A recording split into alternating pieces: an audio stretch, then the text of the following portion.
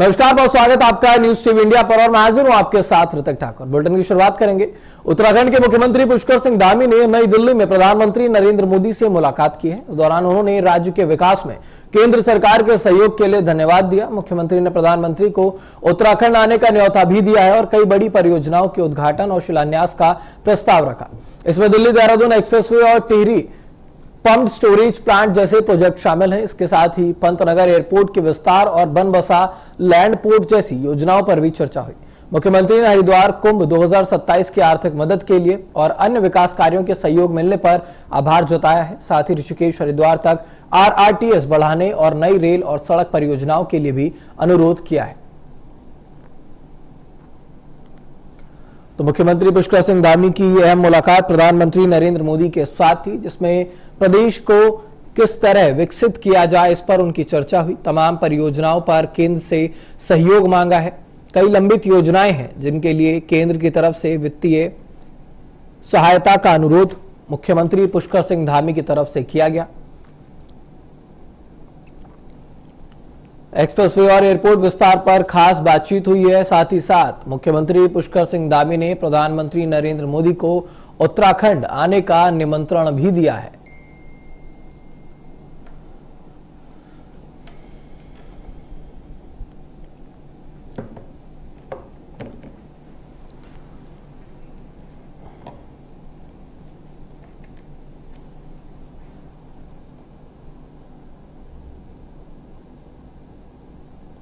आगे बढ़ेंगे, रुक करेंगे इस वक्त की बड़ी खबर का। उत्तराखंड में 11 नए मंत्रियों को नए जिलों के प्रभारी बनाया गया है। आपको बता दें, तमाम बड़े मंत्री हैं जिनको ये प्रभार दिया गया है। सरकार ने ये बड़ा फेरबदल किया है।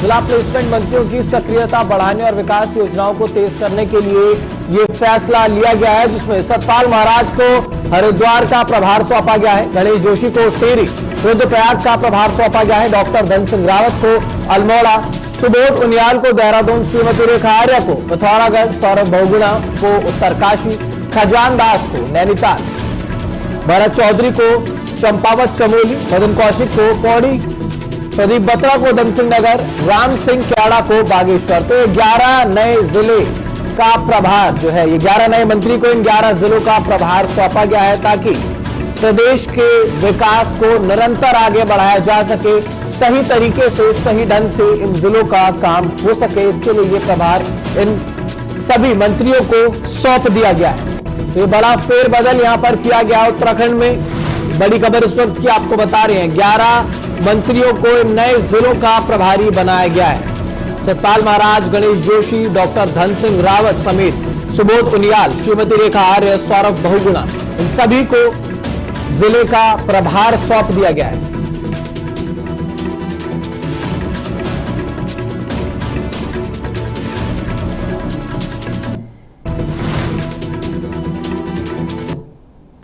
तो देहरादून से इस वक्त की खबर आपको बता दें, जहां प्रदेश के समाज कल्याण मंत्री खजान दास ने विधानसभा स्थित सभागार में विभागीय अधिकारियों के साथ अपनी पहली समीक्षा बैठक की। बैठक मंत्री ने अधिकारियों को निर्देश दिए हैं कि सभी जन कल्याणकारी योजनाओं को तेजी और पारदर्शिता के साथ लागू किया जाए। उन्होंने कहा कि समाज कल्याण विभाग आम जनता से सीधा जुड़ा हुआ है, इसलिए योजनाओं का प्रभावी क्रियान्वयन बहुत जरूरी है। मंत्री ने नरेंद्र मोदी के विकसित भारत 2047 विजन और मुख्यमंत्री पुष्कर सिंह धामी के सपनों का उत्तराखंड लक्ष्य को पूरा करने पर भी जोर दिया। बैठक में अपर सचिव प्रकाश चंद्र, निदेशक जनजाति कल्याण संजय टोलिया और अन्य अधिकारी मौजूद रहे।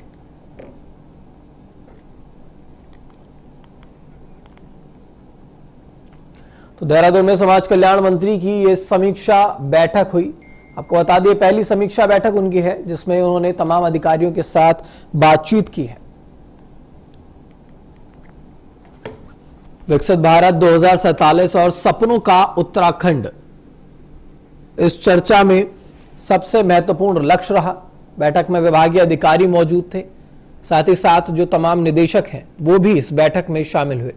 योजनाओं को तेजी से लागू करने पर जोर दिया गया है। किस तरीके से इन योजनाओं को सही ढंग से आगे बढ़ाया जाए, इस पर बातचीत की गई।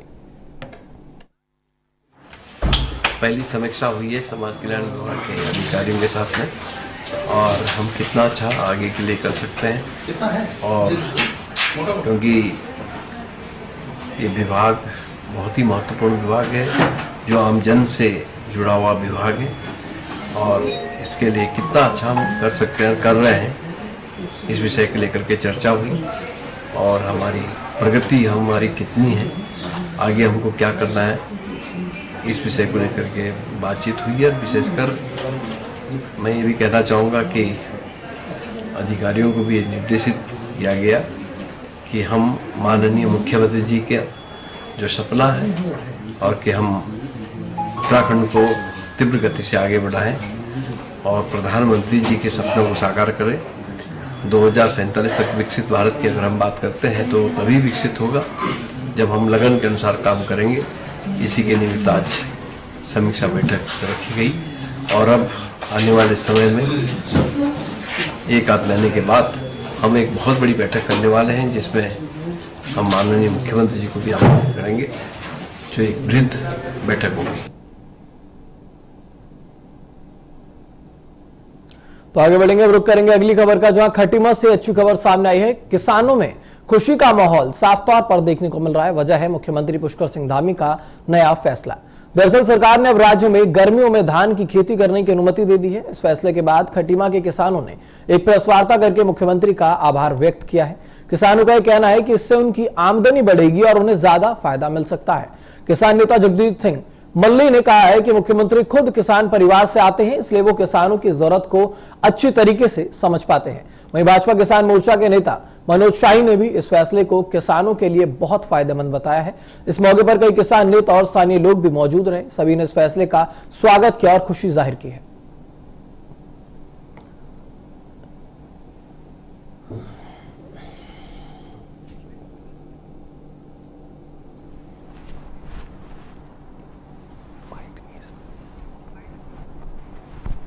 किसान नेताओं ने पुष्कर सिंह धामी का आभार व्यक्त किया है। उनका कहना है कि अब ऐसे में सरकार जो ये फैसला ले रही है, कहीं ना कहीं आर्थिक लाभ इससे किसानों को मिलेगा। उनका साफ तौर पर किसानों का कहना है कि इस फैसले से ये साफ पता लगता है कि मुख्यमंत्री पुष्कर सिंह धामी खुद एक किसान परिवार से आते हैं, इसलिए वो किसानों का दर्द समझते हैं। फैसले से किसानों की आमदनी बढ़ सकती है और इसी चलते किसानों ने ये प्रेस कॉन्फ्रेंस की है और इसमें उन्होंने साफ तौर पर यह कहा कि मुख्यमंत्री पुष्कर सिंह धामी का यह फैसला बेहद खुशहाल किसानों को खुश रखने वाला है।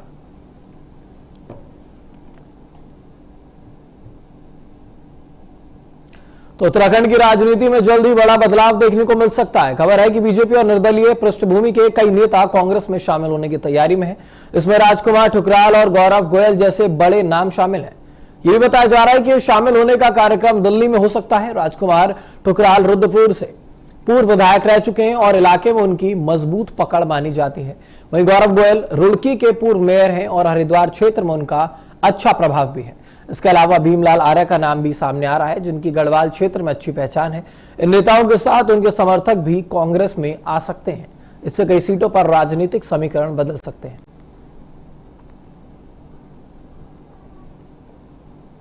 तो उत्तराखंड की राजनीति में यह बड़ा बदलाव संभव है। आपको बता दें, आने वाले समय में उत्तराखंड में चुनाव होने वाले हैं। कई बीजेपी नेता ऐसे हैं अब जो कांग्रेस में शामिल हो रहे हैं। 2027 के चुनाव से पहले कांग्रेस की यह बड़ी तैयारी है और ये वो लोग हैं जिनका अपने इलाके में अच्छा खासा प्रभाव है, क्योंकि बहुत लाजमी है जब कोई नेता पार्टी बदलता है तो उनके जो समर्थक होते हैं वो भी अपने आप पाला बदल लेते हैं। यानी कि कई सीटों पर चुनावी समीकरण अब बदल सकते हैं। बीजेपी के लिए एक नुकसान है और कांग्रेस के लिए यह साफ फायदा।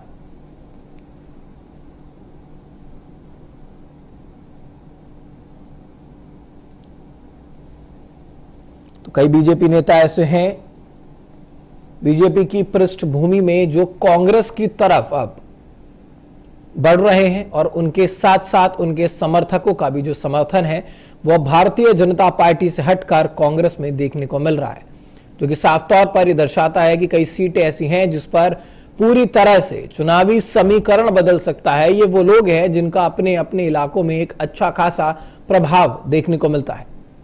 तो उत्तराखंड की राजनीति में यह बड़ा बदलाव संभव है।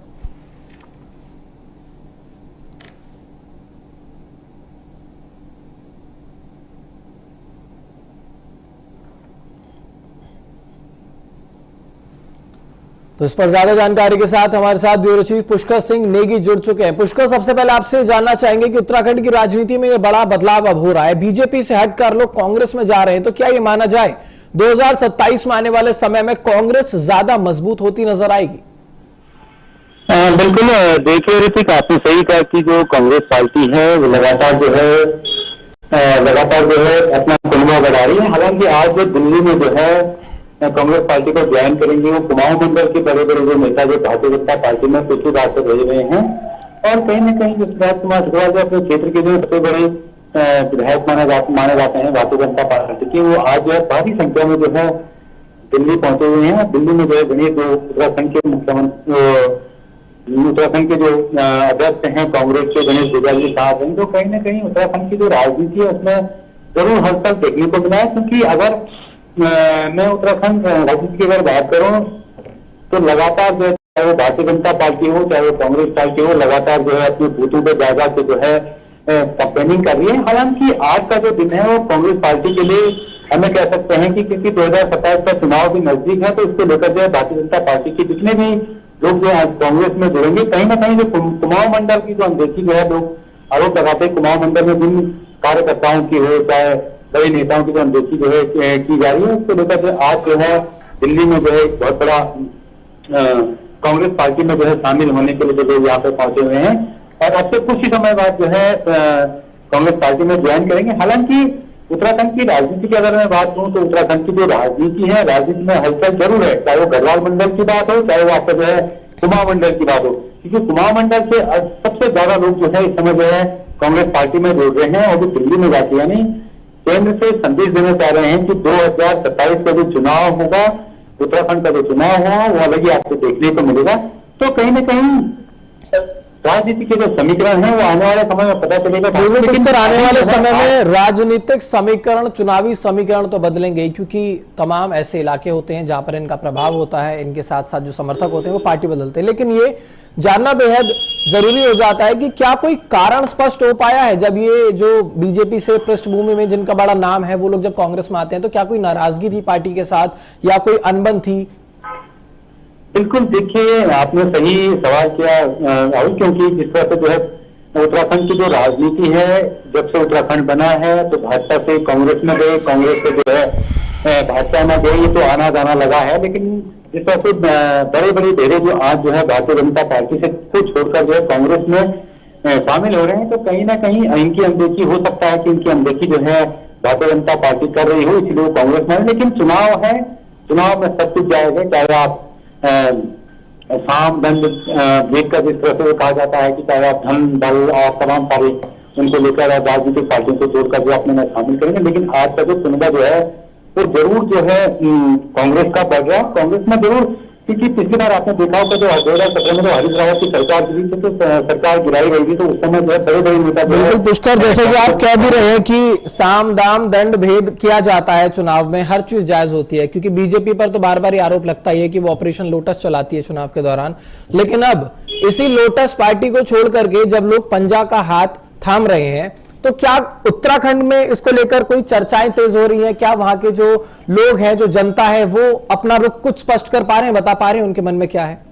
हाँ बिल्कुल बिल्कुल, देखिए आपने सही कहा कि जब क्षेत्र की अनदेखी हो जाती है या क्षेत्र में विकास नहीं हो पाता है, क्षेत्र में जब कोई चाहे विधायक हो चाहे मंत्री हो चाहे सांसद हो नहीं पहुंचता, जरूर जो है सांसद या विधायक की नाराजगी जरूर जनता के भी जाती है, क्योंकि जनता आपने देखा होगा कि कई महीनों से जो सड़कों पर उतरी है, बेरोजगार संघ जो है सड़कों पे है, आपका जो है कर्मचारी संघ सड़कों पे है, जो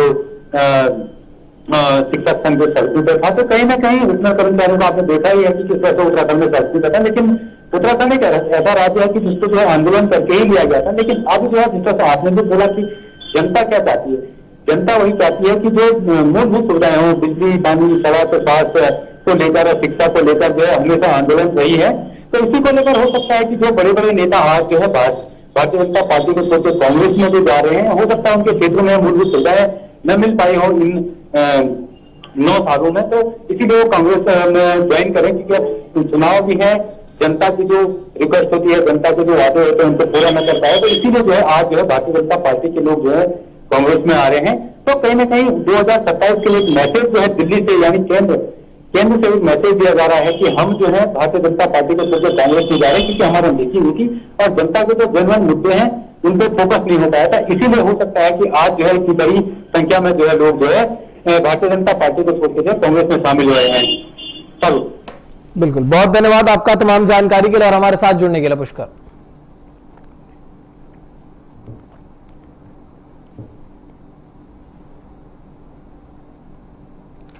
तो बीते दिनों मुख्यमंत्री पुष्कर सिंह धामी की कैबिनेट में 5 नए मंत्रियों को जगह दी गई। इनमें भरत चौधरी, प्रदीप बत्रा, मदन कौशिक, खजान दास और राम सिंह कैड़ा शामिल है। हाल ही में कांग्रेस ने आरोप लगाया है कि धामी कैबिनेट में कांग्रेसी गोत्र के लोगों को मंत्री बनाया गया है, क्योंकि भाजपा के पास खुद के कोई काबिल नेता नहीं है। अब इस सवाल के जवाब में मंत्री भरत चौधरी ने कहा, 12 साल में तो कब्जा की हुई संपत्ति पर भी अधिकार हो जाता है, तो क्या मैं 13 साल में भी भाजपा का नहीं हो पाया? उनका जवाब सोशल मीडिया पर खूब वायरल हो रहा है। भरत चौधरी ने कांग्रेस के आरोपों को करारा जवाब दिया है और अपनी स्थायी पकड़ और पार्टी के प्रति वफादारी को भी उजागर किया।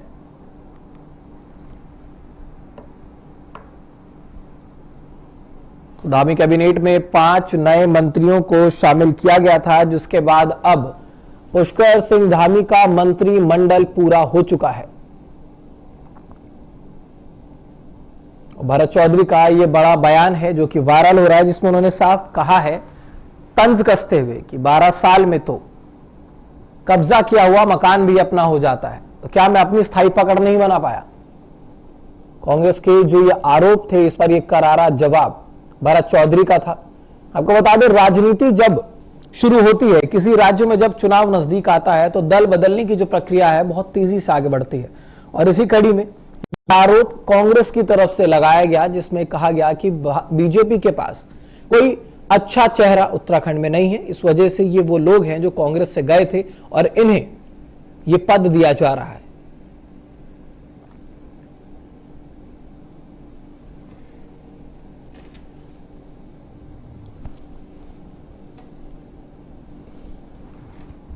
मैं 2013 में भाजपा में शामिल हुआ और इस देश में एक कानून है कि अगर 12 साल तक आप किसी की संपत्ति पे काबिज रहोगे तो वो संपत्ति भी आपकी हो जाती है। तो क्या मैं 13 साल में भाजपा का नहीं हो सका?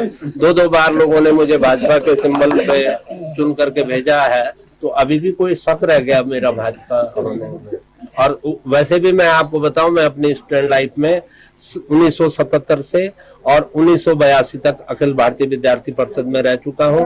हमारी मातृ संस्था जो स्वयं राष्ट्रीय स्वयंसेवक संघ है, हमारा विचार परिवार एक है, तो इसलिए भी मैं अपने को भाजपा के ज्यादा करीब पाता था। जब मैं किसी वजह से दूसरे दल में भी था, तो वैचारिक धरातल पे मैं अपने को भाजपा।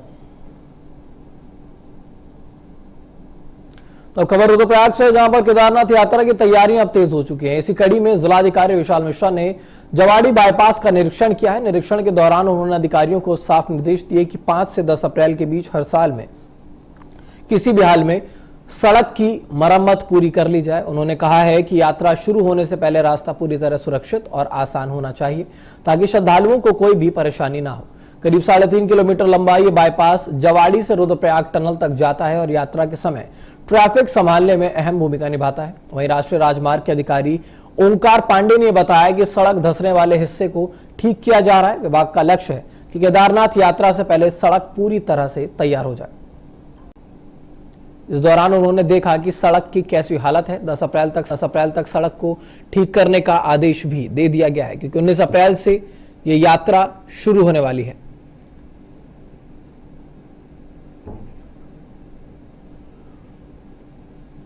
तो देवभूमि उत्तराखंड में 4 धाम यात्रा की शुरुआत होने वाली है, जिसके चलते सड़क की मरम्मत का काम तेजी से हो, इसका निर्देश डीएम की तरफ से दिया गया है। रुद्रप्रयाग की तस्वीर आपको हम दिखा रहे हैं, जहां पर डीएम खुद पहुंचे वहां पर और बाईपास का जायजा उन्होंने लिया है। सड़क की मरम्मत 10 अप्रैल तक पूरी करने का आदेश डीएम की तरफ से दिया गया। देखिए, जैसा कि आप देख सकते हैं कि इस सड़क की स्थिति वर्तमान में बहुत अच्छी नहीं है। माननीय मुख्यमंत्री महोदय का निर्देश है कि चारधाम यात्रा के संचालन से पूर्व जो भी महत्वपूर्ण सड़कें हैं जो यात्रा से संबंधित हैं उनको प्राथमिकता देते हुए सबसे पहले उनको ठीक कराया जाना चाहिए, ताकि आम जनमानस जो भी यहाँ पर यात्रा के लिए आ रहे हैं उनको असुविधा ना हो। आज मेरे द्वारा निरीक्षण किया गया, देखा गया कि कुछ हिस्सा ऐसा है जिसको RVNL या रेलवे द्वारा जो कार्य किया जा रहा है उसके द्वारा क्षतिग्रस्त किया गया है। उनको भी मौका दिया गया था इसको ठीक करने के लिए, लेकिन चूंकि यात्रा अब समय बहुत कम है और उनके द्वारा इसको गंभीरतापूर्वक नहीं लिया गया है, तो अब यही निर्देश दिए गए हैं कि इसको NH टेकअप करेगा। NH इसको यात्रा से पूर्व राइडेबल कंडीशन में या और बेहतर कंडीशन में इसको ठीक कराएंगे। रुद्रप्रयाग बाईपास, जैसा कि आपको जानकारी होगी कि ये हमारा जवाड़ी से शुरू होता है और रुद्रप्रयाग टनल तक जाता है। लगभग 3.5 किलोमीटर का पोर्शन है और अभी हमारा PPMC कॉन्ट्रैक्ट है इसमें। पिछले साल इसमें काफ़ी भूधसा हुआ था जहाँ पे हम खड़े हुए हैं दोनों साइड में, तो यात्रा को हम लोगों ने वैली ब्रिज पे चलाया था पिछले साल। इस साल हम लोगों ने यहाँ पे रिटेनिंग वॉल बना ली है दोनों साइड में, करीब 80 से 90 मीटर की रिटेनिंग वॉल प्लस 115 मीटर की हमारी टोटल वॉल है। उसके साथ क्रैश बैरियर का काम कर लिया गया है। वर्तमान में हमारा काम स्टार्ट हो गया है। जो रेलवे ने जिस पोर्शन को नहीं टेकअप किया था उसमें भी हम लोगों ने आज से ग्रेडर लगा दिया है और उसको हम लोग का टारगेट है, DM साहब द्वारा निर्देश दिए गए हैं कि 5 अप्रैल तक उसको कंप्लीट कर लें। तो हम लोग की टीम लग गई है और जैसा कि आप देख रहे होंगे कि अप्रोच में भी हम लोग ने अब माल WVM का गिराना शुरू कर दिया है। इस पूरे पोर्शन में भी हम लोग DVM कर देंगे और जो ये ब्रिज है काफ़ी पुराना हो गया है तो इस पर हम लोग का मास्टिक का प्रोविज़न है। इसको हम लोग यात्रा के पहले मास्टिक पेंट और रेलिंग पेंट वगैरह सारा कर लेंगे।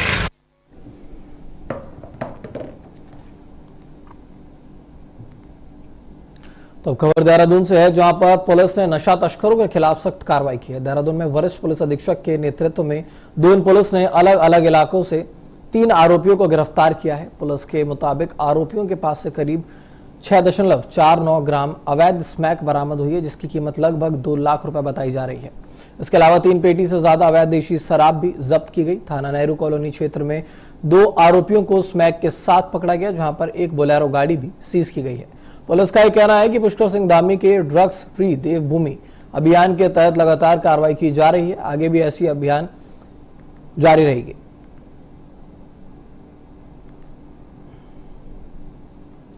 तो नशा तस्करों के खिलाफ ये बड़ी कार्रवाई देहरादून पुलिस की है। पुष्कर सिंह धामी के नेतृत्व में एक अभियान चलाया जा रहा है, ड्रग फ्री देवभूमि। उसी के तहत लगातार ये ताबड़तोड़ कार्रवाई की जा रही है। लगभग 6.5 ग्राम स्मैक के साथ इस तस्कर को गिरफ्तार किया गया। साथ ही साथ अवैध देशी शराब भी यहां पर बरामद की गई है। तस्करी में इस्तेमाल होने वाला वाहन और स्कूटी को भी सीज किया गया है। देहरादून पुलिस की ये बड़ी कार्रवाई नशाखोरी के खिलाफ। इस कार्रवाई में अभी तक 3 आरोपियों की गिरफ्तारी की जा चुकी है। रायवाला थाना पुलिस को ये बड़ी कामयाबी हाथ लगी है, जहां पर नेहरू कॉलोनी से ये 2 तस्कर पकड़ाए हैं।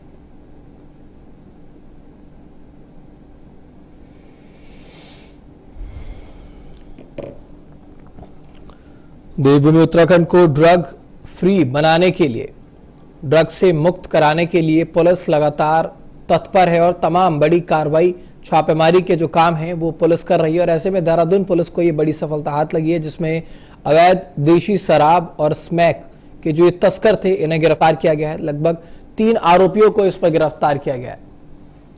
नेहरू कॉलोनी में ये 2 तस्कर पकड़ाए हैं। रायवाला थाना की पुलिस ने ये कार्रवाई की है। तस्करी में इस्तेमाल होने वाला वाहन और स्कूटी भी जब्त किया गया।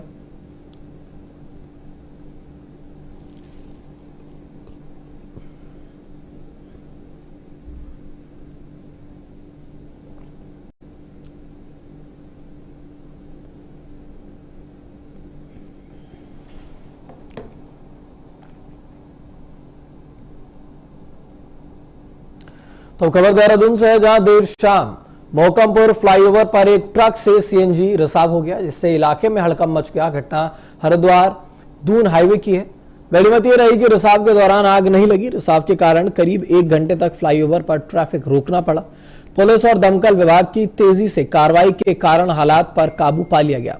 टैंकर चालक पवन सिंह ने भी सूझबूझ दिखाई और घबराने की बजाय वाहन को वहीं सुरक्षित स्थान पर खड़ा किया।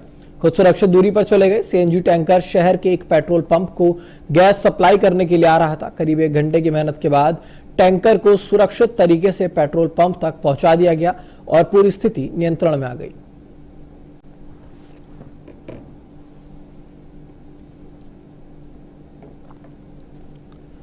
तो हरिद्वार देहरादून हाईवे की ये घटना आपको बता रहे हैं, जहां पर करीब 1 घंटे तक ट्रैफिक को रोकना पड़ा। पुलिस और दमकल ने तत्परता दिखाई, जिसके बाद कोई भी अप्रिय घटना यहां पर नहीं घटी। टैंकर चालक पवन सिंह ने यह सूझबूझ दिखाई थी।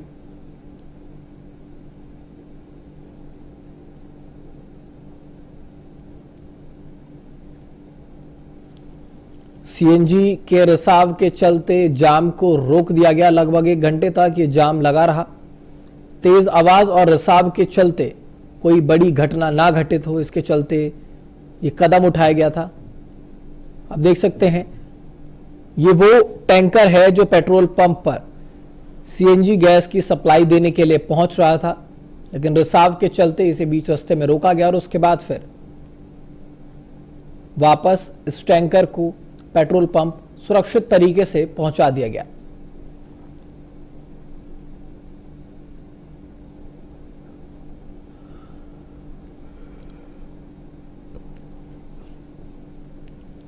तेज आवाज और रिसाव के चलते आसपास में हड़कंप मच गया था। ट्रैफिक को लगभग 1 घंटे तक रोकना पड़ा। पुलिस ने और दमकल विभाग ने तत्परता दिखाई, जिसके बाद इस हालात पर काबू पा लिया गया।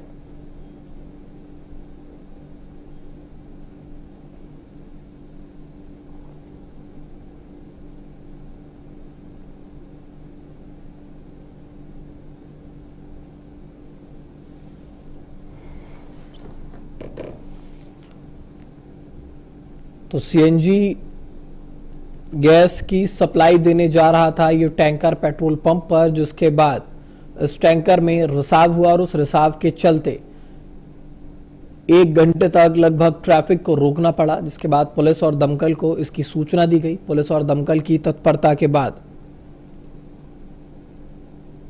हालात काबू में लाए गए और उसके बाद टैंकर को पेट्रोल पंप पहुंचा दिया गया सुरक्षित तरीके से। गनीमत यह रही कि इस रिसाव के चलते कोई भी अप्रिय घटना घटित नहीं हुई। तेज आवाज और रिसाव के चलते इलाके में हड़कंप मच गया था।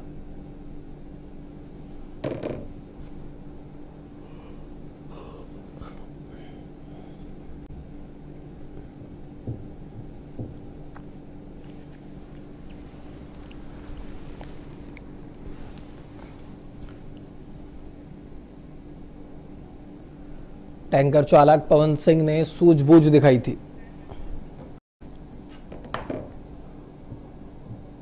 तो फिलहाल मेरे साथ इस बुलेटिन में इतना ही। आप बने रहे देश दुनिया की तमाम खबरों के लिए सिर्फ न्यूज़ टीवी इंडिया पर।